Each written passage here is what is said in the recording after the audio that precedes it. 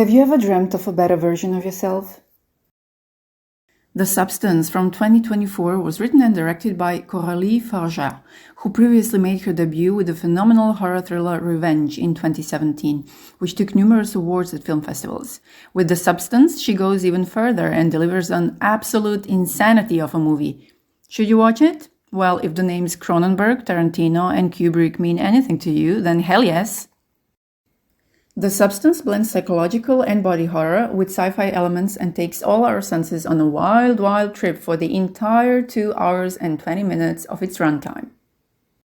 The movie starts with legendary Demi Moore as Elizabeth Sparkle, suiting name, a famous fitness instructor who learns that her show is being cancelled by the network she works for. Not because she can't bring it anymore, but because she has turned 50 and is too old for the industry.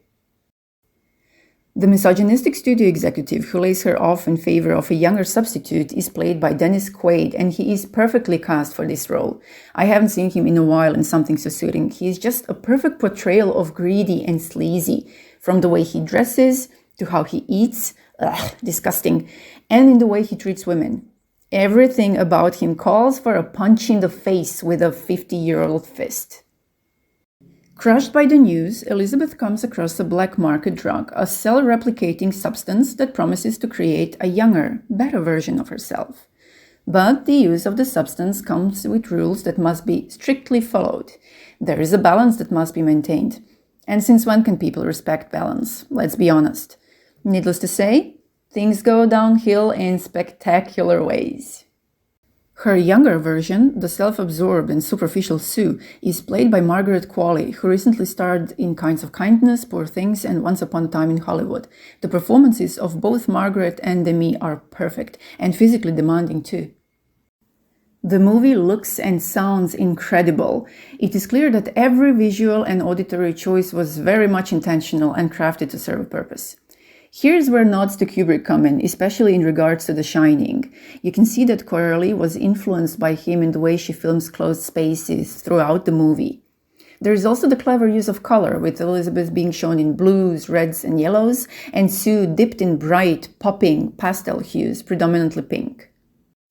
There are a lot of close-ups so that we are often in somebody's face, or other parts, for that matter.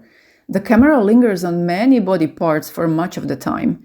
The body and the look of the skin are constantly in focus. We either see the imperfections and wrinkles or glowy, perfect complexion. In some scenes, we experience the surroundings directly through the eyes of our main characters, mostly when things get trippy. And they get trippier and trippier until we reach the bottom of the rabbit hole where trippy ends and absurdity begins. Nothing can prepare you for what comes, so don't even try. The sound design is amazing. The music varies between electronic upbeat and ominous with a low, droning, buzzing sound. You can hear sounds like crunching, sizzling, squelching, or hands touching fabric. All of this, combined with visuals, sucks you into the story as if you were experiencing things firsthand. There is some really intense body horror, and it gets gory, especially towards the end when the movie goes full-on insane. Imagine Cronenberg's The Fly and Videodrome meeting Tarantino's Kill Bill for a standoff. Perfection. In the end, I need to mention one more thing, and that is that as insane and as fantastical as it is, the movie addresses some important issues and raises some real-life questions.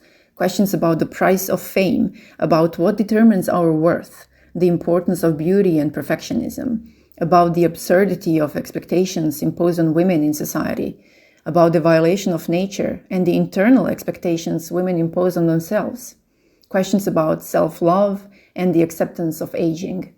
All this wrapped up in a horror movie, like magic. And that's why I love movies. So there are my thoughts on this movie. What are yours if you watched it? Comment below. And don't forget, balance, people. Respect the balance.